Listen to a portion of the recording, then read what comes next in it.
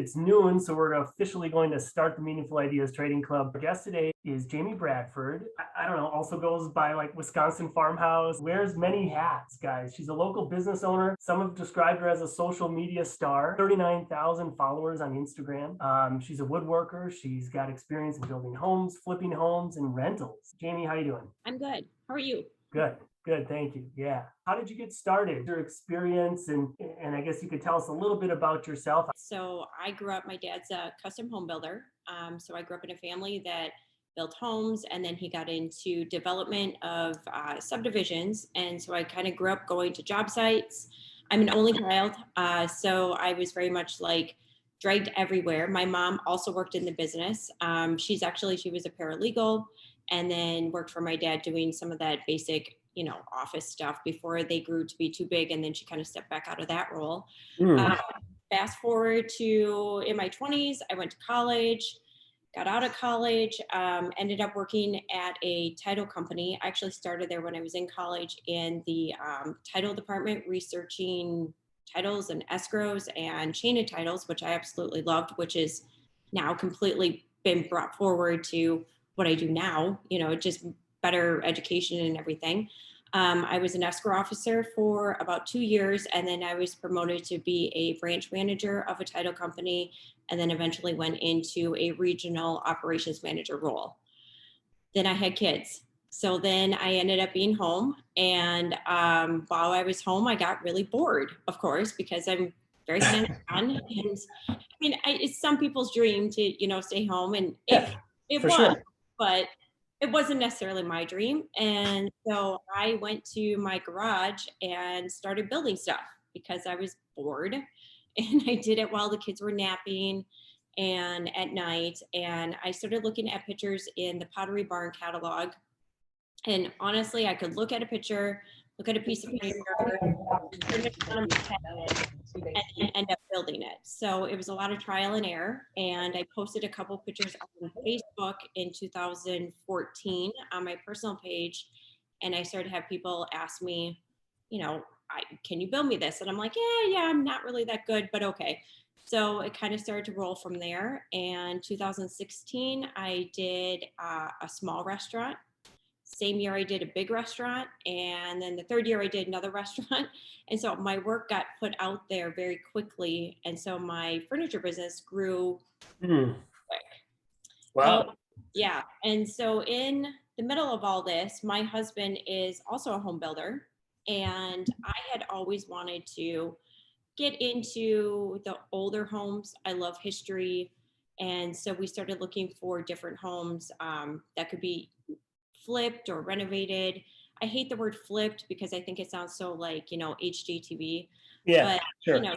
Just looking for something, to do. My husband does new builds, so does my dad. And so both of them were trying to steer me the opposite direction, because when you get into the older homes and you start remodeling them, I mean, as my dad said, you open up a wall and you're just opening up a can of worms and everything can go wrong. And it pretty much does.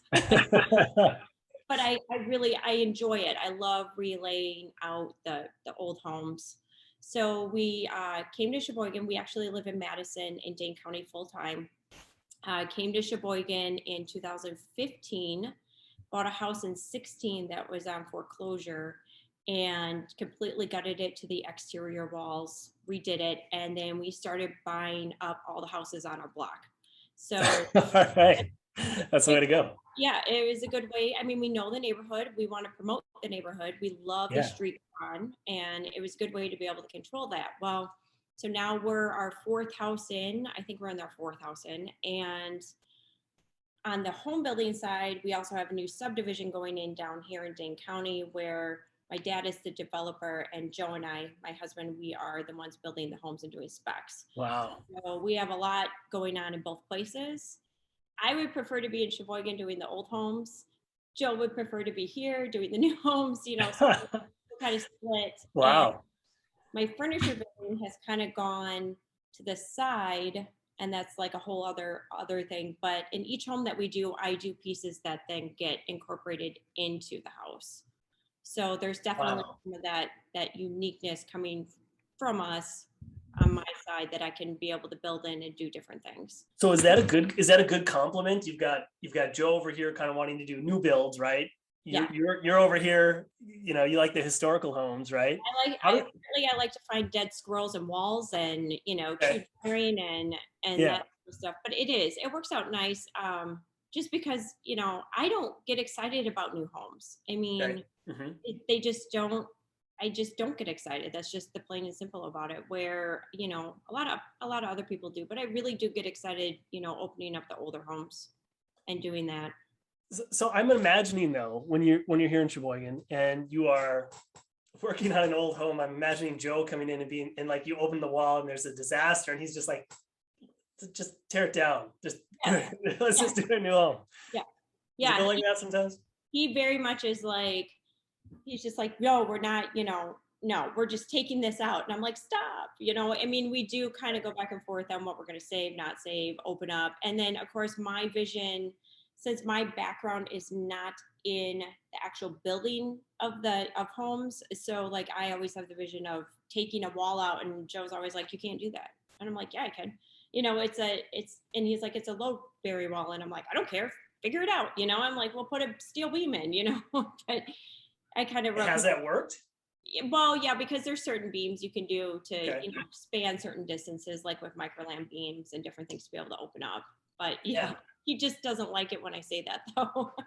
So I'm going to do a share screen here, and I'm going to go to your farmhouse account. So this is the one on Instagram where you're really showing the work that you're doing, the woodworking skills that you have, right? So Yep. just tell me, like, I want to talk about that because you basically you said you're looking at Pottery Barn, and I think what you're saying is that you looked at it and thought, well, I could do that. Yep. Is that okay? Yep. So I mean, that's I think an important lesson for people because a lot of times we are impressed by what other people can do, and for whatever reason, we're programmed to think we can't do those things. And so I guess I wondered for you when you started this, was it a challenge or something that was just natural that you knew right off the bat I could do it, or did you look at it and say, hey, I think I could build something like that, and you progressed over time and got better and better at it? All of the above. Okay. So when I first started, I mean, I'm very hands-on. So I was always crafty. I was the one that would like, make, I had a hot glue gun running all the time and would make, the Christmas wreaths and fall wreaths. Mhm. So I wanted to do, I could see doing stuff like that. And so when I went into the furniture, it was kind of really natural to start. And once when so I would stay up at night and watch YouTube videos, like very much like everybody on YouTube at that time in 2014, 13, 15, that would put out how-to videos. I watched and I followed and I asked a lot of questions. I mean, if you want to get into woodworking, there is a great community out there that, I mean, people are willing to help you, teach you. Everybody's willing to tell you if you do something wrong. I mean, like Yeah. it's you learn and you learn from doing it over and over. I'm looking at all my pictures scroll by, I'm like, oh yeah, I forgot I did that. Like, why are you on Instagram? How did you get over there? How did you get to 39,000 followers here? Well, so Instagram's interesting. So I started on Facebook Mhm. and I did it with my personal page, and then I also have a Wisconsin Farmhouse Facebook page, but nothing's on there, and I don't have that many followers. Well, one of my really good friends, her husband is a blacksmith and a knife maker, and we had gone to go visit them. They live in Kentucky, and he was like, I'm getting all this, I business off of Instagram, and his craft is different because he can really ship out a lot of the stuff. Mine's not so much shipping. Okay. But he had kind of turned me into like, you got to learn Instagram. And I'm like, at that time I was, in my mid to late 30s, and I'm like, are you crazy? Like, I can't learn anything new, Yeah. And it's and for kids, right? yeah, and like, or my kids could teach me. But what I ended up doing is I started off on it. I really wasn't consistent with it. And then once when I kind of figured out, I call it like the Instagram game, where you Okay. figure out, you had to be consistent, you have to find your target audience, and you really have to communicate and make friends on Instagram and talk back and forth with them and compliment their work, do collaborations with them, and then it will just start to flow naturally. And when I tell people, when you want to start on Instagram, for example, I say post 3 times a week, and they think like, how do I even do that? What do I come up with? I'm like, it becomes more and more natural, but you got to have a starting point, And then you slowly go into 4 times, and then you go into the weekend and 7 days, and maybe you take off one day. Sure. Jamie's account, here it is. Okay. Go to Wisconsin_farmhouse, right? Mm-hmm. Okay, you can like her there. Did you have a target audience right off the bat where you kind of mentioned the woodworking community? Yep. Okay, was there a wantingness to be accepted in that community on your end? Yes, because when I first started, and I don't necessarily think, don't get caught in this trap, but I would look at other people and want to have my Instagram page be like that. I was caught Yeah. up on numbers. And I understand when you're first starting, you really want to get some followers, and because it makes you feel good, it makes you feel authenticated. And you can't focus on that. I had the first TV producer show contact me when I had 1,100 followers. Mm-hmm. That Yeah. to me really told me something. It's not about your number of followers, but it's about what you're putting out there, the quality of information, your personality, and how you're following through and communicating.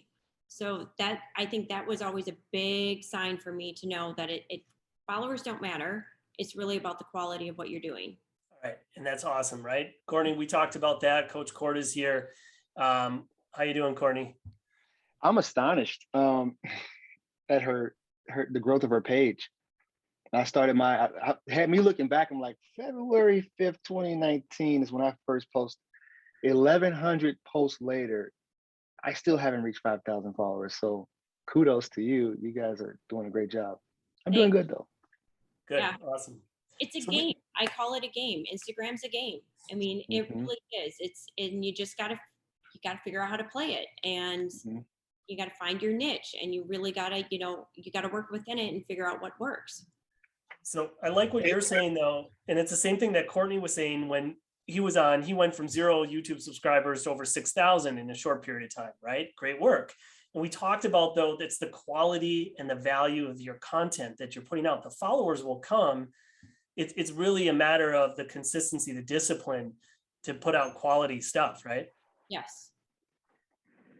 So I've got a question. So Jamie, we're talking about finding your niche and finding this really specific community and target market. By putting the content out there, aren't you like afraid that other people were going to take that from you and copy what you're doing and try to get into your space? How do you get past the fear of someone else just copying what you're doing and starting your brand over again with their name? Well, they do that. And I have been copied, and I've actually had my pictures stolen, and I've had them posted on other, pages, other sorts of, I don't know what to call them, but other Instagram pages and woodworking general pages. I think you have to just set it aside and realize it's going to happen. And nobody within, I mean, if I'm in Dane County, it's 1 million people in Dane County. I can count on one hand how many people are actually here doing what I do. So you got to remember, it's worldwide. So they aren't, if somebody's copying you, they might be in Florida, California, Canada. It's not going to hurt your brand necessarily. And the bigger you grow and the more people that you have on your page, they will let you know. I get messages all the time, like somebody took your picture, somebody's doing this, somebody's doing that, somebody copied that. And I'm like, great, thanks for the heads up. And then I'll contact the page and be like, take this down, you don't have my permission, but you can't catch all of them. But in the smaller scale of, you're not going to work worldwide, you're going to work within, like Wisconsin or Southeast Wisconsin, or, those areas. It's not as big of a problem when you kind of take it down into your local area. All right, guys. Thank you so much. Appreciate you being here. We'll see you again sometime. All right.